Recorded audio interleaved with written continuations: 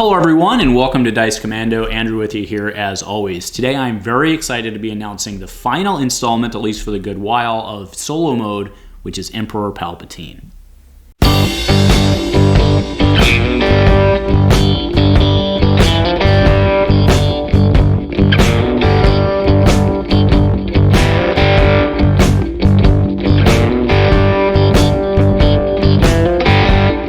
Hey guys, welcome back to Dice Commando. First, just want to do a shout out. So we actually got a beer delivery from our local brewery, Bunsen Brewer, somewhat local. They're a ways away, but they are doing deliveries. We're supporting our small business through, so that's what we're drinking today is the Burbeek Double IPA. Thank you, Sean, for doing that home delivery with a smile on your face. Much appreciated, man. We're glad that you're able to keep your sales going through everything going on. So, all right, so what you guys are here for today is the Emperor Palpatine solo mode. So what I'm showing up right now is Emperor Palpatine. So he has exactly the same text as the other solo mode you are used to. Functionally, the mechanics work the same. So Emperor Palpatine, he's 20 health, which is low, right? So I realize most of the feedback I've gotten is that these guys are kind of easy, which is fair. Obviously, if you're tailoring decks specifically to beat them as well, it'd become very easy, right? But Palpatine has 20 health, but stick with me. I think you're going to see why Palpatine is a little harder. In fact, I've applied some of the learnings from the other guys into making Palpatine a little more aggressive, so I hope that Palpatine will bring more of a challenge to your guys' table. So again, he is only 20 health. He has 2 gun, 2 discard, 2 discard, and 2 shield. So one of my favorite cards, like when Palpatine came out in Spirit of Rebellion, he was a monster, right? He's completely garbage today. We all get that. But when he came out, he was a monster. He was scary. Everybody thought he was going to dominate the meta. And I kind of wanted to bring that back, right? It used to be that when you'd sit down against Palpatine, you'd be like, oh my goodness, there's a lot going on here. I'm on a clock. And I was trying to kind of replicate that a little bit.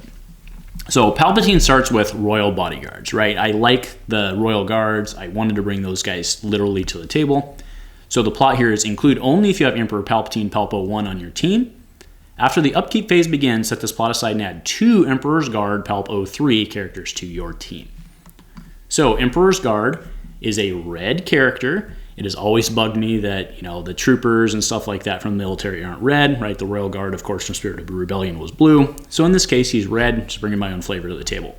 So this guy is a pretty beastly character in his own right? 1 melee, 2 melee, 2 melee, 2 shield, and a blank.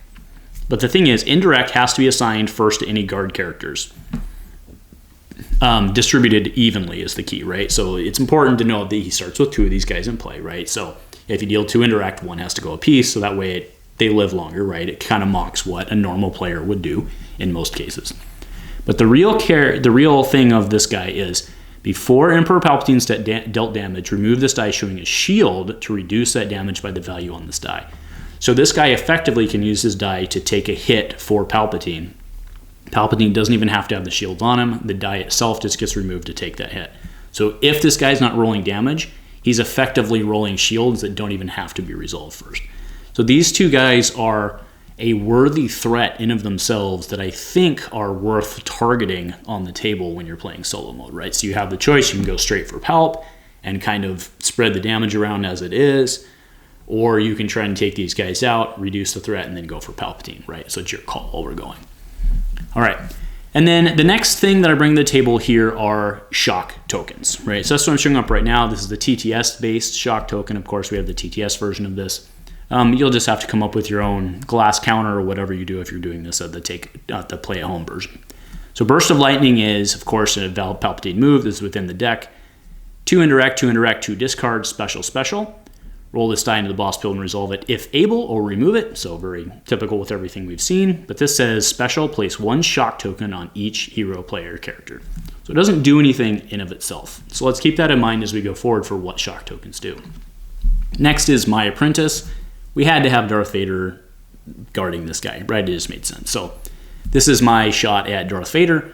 My Apprentice, roll this die into the pool and resolve it if able, remove it. Resolve melee against the hero character with the most damage.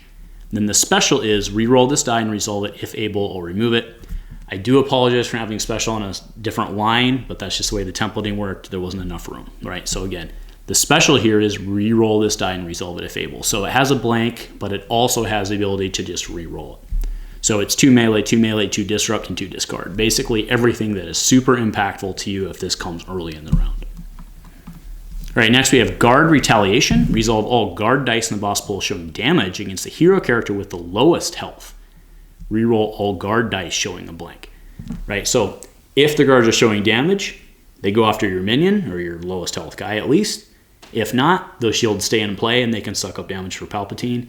And if they're blanks, you get to reroll them to one or the other. It's not a bad deal. All right, Lightning Strike. Remove the hero player's die showing non-modified damage with the highest value player chooses in case of a tie. Player, of course, being you, the human player.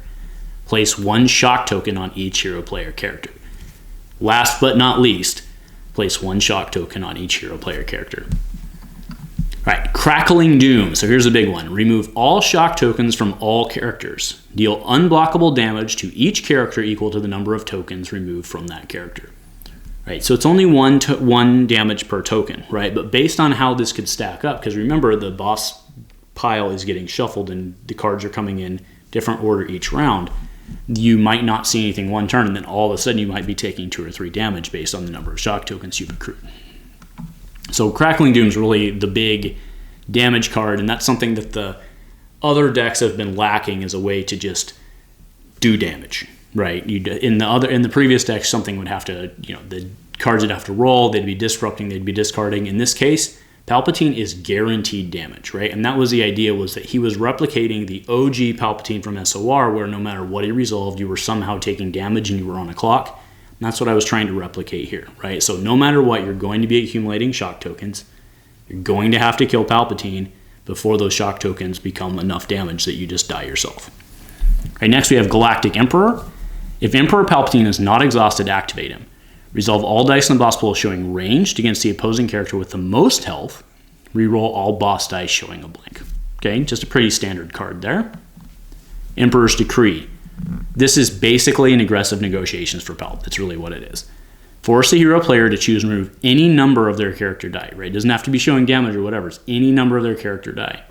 Then give each hero player character a shock token for each of their character dice in the pool, right? So this isn't to the same level as aggressive negotiations in that you don't take it then. But remember, you're accumulating a shock token for every character guy regardless of what that die is showing. This can start adding up. So you have to make a very real decision when Emperor's Decree comes out. Next is Behind the Curtain. And actually, this is the last card.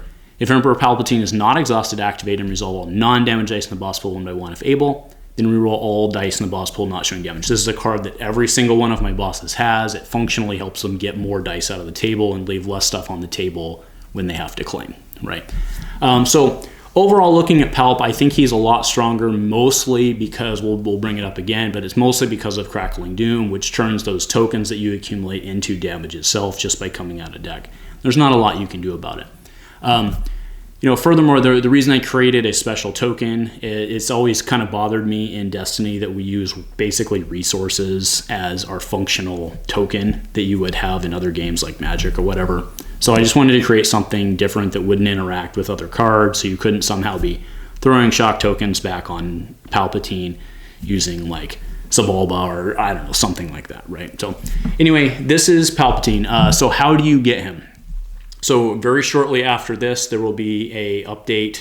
After this video releases, there will be another video that comes with updates to TTS. All of the decks have been updated in TTS.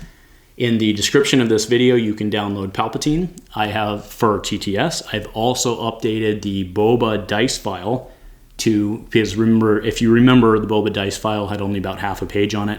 I've updated that page to now include all of the Emperor dice as well. Obviously, if you've printed the others, you'll have to do some selective printing so that you don't double print or waste paper. Furthermore, on the card file I've also actually divided up now. So the way it was previously was all the cards were just kind of in order. What I've done now is I've divided them up so that you don't have to reprint the entire document. You can love the earth a little bit and you can just print the 2 pages. Just print the 2 pages that have Palpatine on there, right? Instead of having to print everybody. So card files in the description, dice files in the description, TTS files in the description. You should have everything you need to play. Remember, again, we'll have the video coming up for explaining the changes to TTS, and the links for all of the decks will be in there as well. So again, this will be the last one for a while, or I should say for the foreseeable future for the solo mode stuff.